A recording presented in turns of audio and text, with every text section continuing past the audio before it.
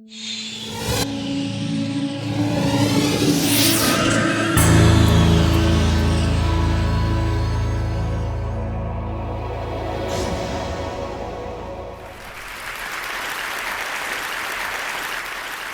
morning in the year 1957, the neurosurgeon Walter Penfield saw himself like this. A weird freak with huge hands, huge mouth, and a tiny bottom. Actually, this creature is the result of the Penfield research. He named it Homunculus. Basically, the homunculus is the visualization of a human being where each part of the body is proportional to the surface it takes in the brain. So, of course, homunculus is definitely not a freak. It's you, it's me, it's our invisible reality. This visualization could explain, for example, why newborn or smokers put instinctively their fingers in the mouth. Unfortunately, it doesn't explain why so many designers remain mainly interested in designing chairs. So anyway, even if I do not understand science entirely, for my design I essentially refer to it. I'm fascinated by its ability to deeply investigate the human being, its way of working, its way of feeling. And it really helps me to understand how we see, how we hear, how we breathe, how our brain can inform or mislead us. It's a great tool for me to understand what could be our real needs. Marketing people have never been able to do that. Marketing reduces things, marketing simplifies, marketing creates user groups, and scientists admit complexity, admit fluctuation and uniqueness. What could be our real needs? Maybe the silence. In our daily life, we're continuously disturbed by aggressive sounds. And you know, all this kind of sound puts us in a kind of stressful state and prevent us from being quiet and focused. So I wanted to create a kind of sound filter able to preserve ourselves from noise pollution. But I didn't want it to make it by isolating people without any earmuffs or those kind of things, or neither with including complex technology. I just wanted to using the complexity and the technology of the brain, of the human brain.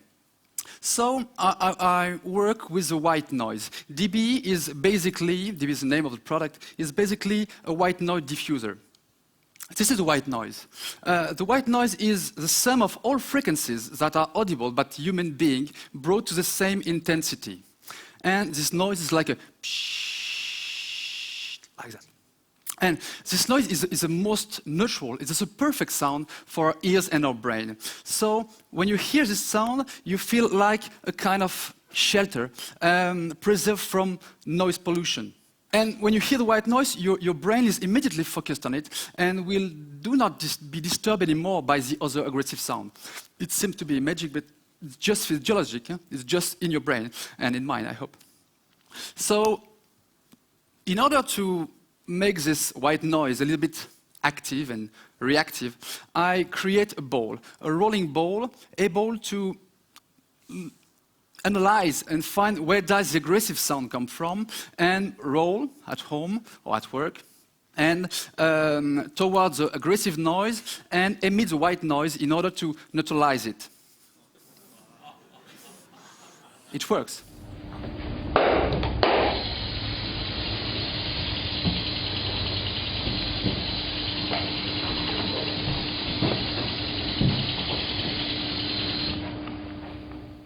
Do you feel the effect of the white noise? It's too in silence. So if you make some noise, you can feel the effect. So, even if this object, even if this product includes some technology, it includes some speakers, it includes some microphones, and some electronic devices, this object is not a very smart object. And I don't want to make a very smart object. I don't want to create a perfect object, like a perfect robot. I want to create object like you and me, so definitely not perfect. So imagine, for instance, you're at home, a loving dispute with your girl or boyfriend, you shout, you say blah, blah, blah, blah, blah, blah, who's this guy, blah, blah. And DB will probably roll toward you, and turning around you, they shh, like that. So definitely not perfect. So you will probably shoot it at this point. Anyway, in the same kind of approach, I designed K.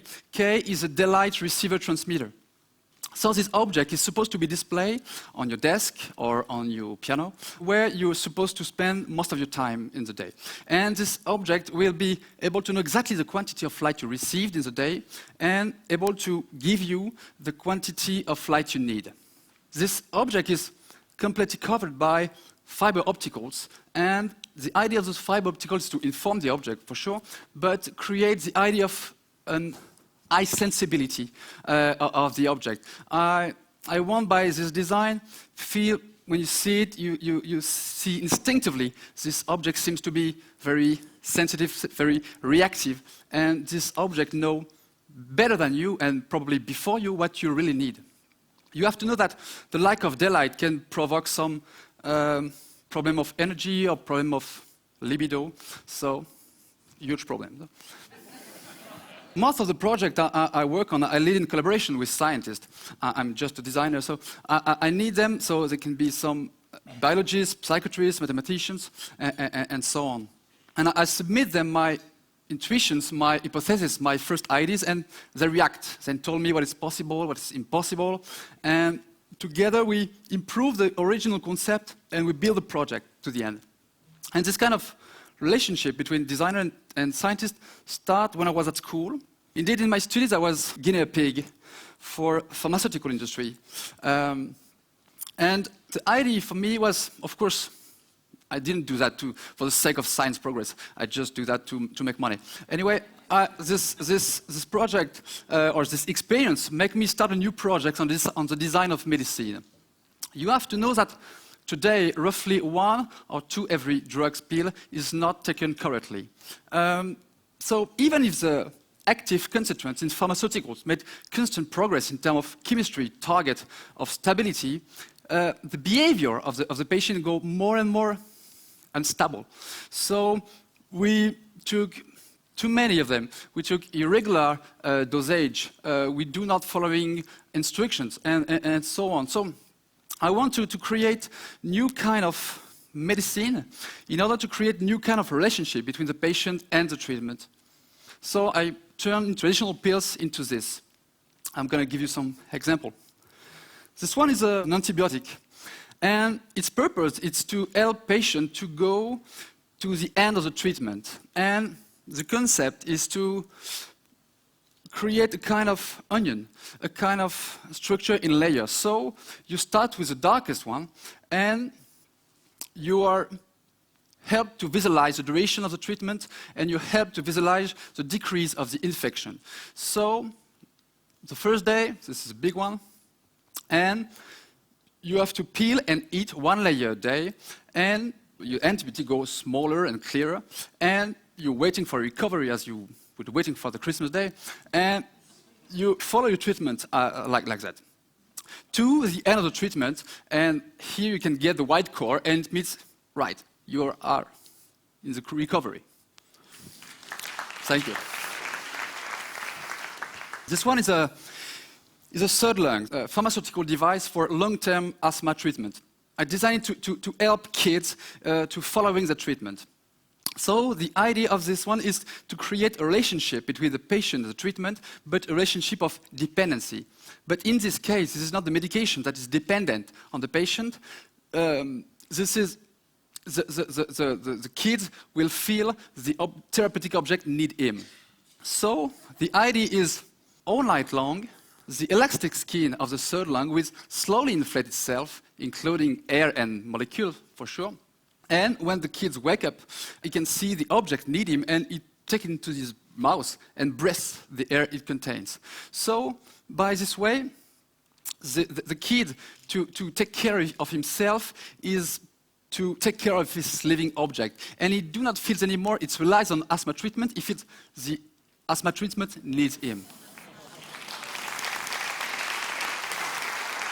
In this kind of of living object approach, I like the idea of a kind of invisible design, as if the function of the object exists in a kind of invisible field just around the objects themselves. We could talk about a kind of soul, of a kind of a ghost accompanying them, and almost a kind of poltergeist effect. So when a passive object like this one seems to be alive because it's starting to move.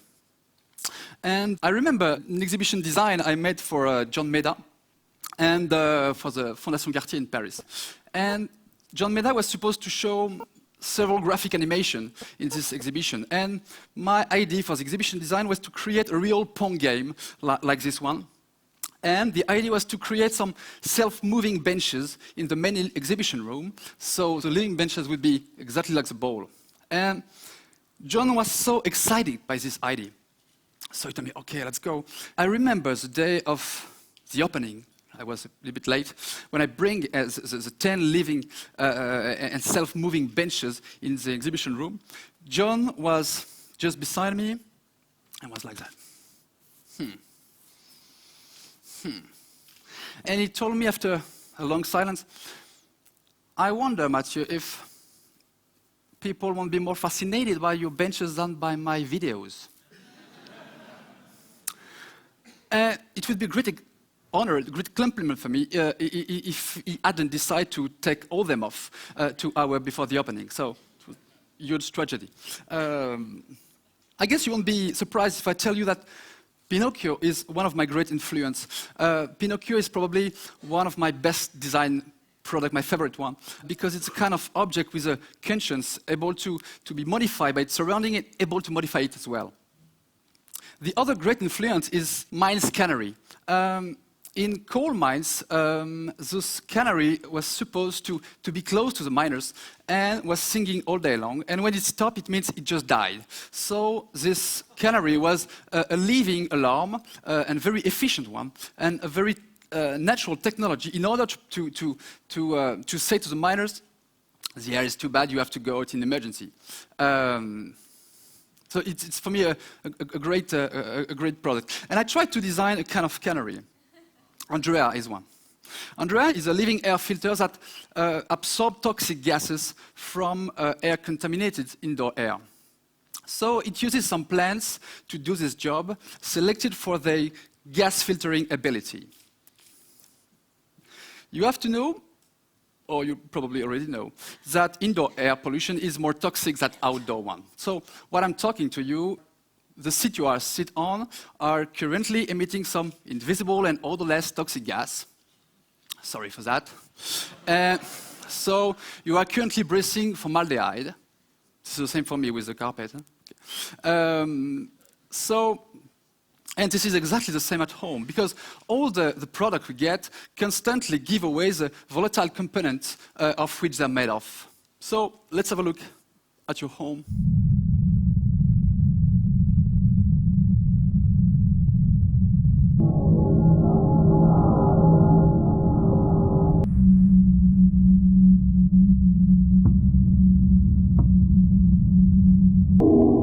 So your sofa, your plastic chair, your kids' toys get their own invisible reality, and this one is very toxic.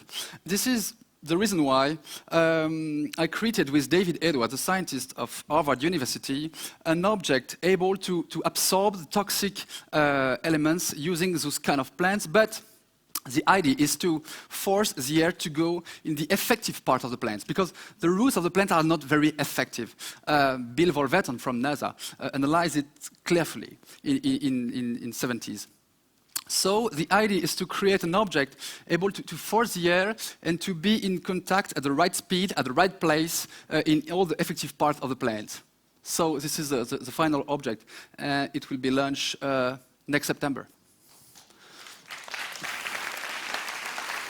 This one is a kind of same approach, because I include in product like Andrea some plants. And in this one, plants are used for their water filtration ability. And it includes some fishes as well. But here, unlike Andrea, here are supposed to be eaten. Indeed, this object is a domestic farm for fishes and green. So the idea of this object is to be able to get at home very local food. The locavores used to get food taken in a radius of 100 miles. A local river is able to provide you food directly in your living room. So the principle of this object is to create an ecosystem called Aquaponic. And the Aquaponic is the dirty water of the fish by a water pump, feed the plants above, and the plants will filter by the roots the dirty water of the fish. And after it go back into the fish tank. After that, you have two options. Or you sit down in front of it like you would do in front of your TV set. Amazing channel. Or you start fishing and you make some sushis with a fish and the aromatic plants above, because you can grow some potatoes, no potatoes, but tomatoes, aromatic plants, and so on. So now we can braise safely. Now we can eat local food. Now we can be treated by smart medicine. Now we can be well balanced in our biorhythm with the daylight. But it was important to create a perfect place, so I tried to, in order to work and create. So I designed for an American scientist based in Paris a very stimulative, brain stimulative office. I wanted to create a perfect place where you can work and play and where your body and your brain can work together. So in this office, you do not work anymore at your desk like a politician. You sit, you sleep, and you play on a big geodesic island made of leather. You can see like this one. In this office, you do not work and wrote and draw on a sheet of paper, but you draw directly on kind of huge whiteboard cave, like a prehistoric scientist. So you work like that. You can make some sport during your work. In this office, you do not need to go out in order to be in contact with nature. You include directly the nature in the floor of the office. You can see it there. So this is the inspiration image to lead this project of the office. It really helped me to design it. I never show it to my client. He would be so afraid. Just for my workshop. I guess it may be the revenge of the guinea pig as I was. But it may be the conviction as monkey and homunculus we are. All of us need to be considered according to our real nature. Thank you very much.